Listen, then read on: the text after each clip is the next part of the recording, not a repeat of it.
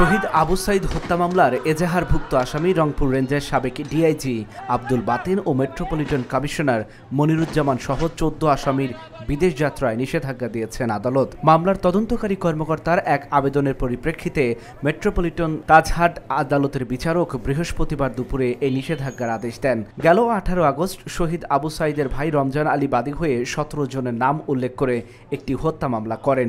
ওই মামলায় ২ পুলিশ সদস্যকে গ্রেফতার করা হলেও এখনও ১৪ জনকে গ্রেফতার করা যায়নি। এই মামলার অন্যতম আসামি সাবেক পুলিশ মহাপরিদর্শক আবদুল্লাহ আল মামুন অন্য মামলায় গ্রেফতার থাকায় ১৭ আসামির মধ্যে বাকি ১৪ জন বিদেশে পালিয়ে যেতে পারে এমন আশঙ্কায় বিদেশ যাত্রার নিষেধাজ্ঞার আবেদন করেন তদন্তকারী কর্মকর্তা।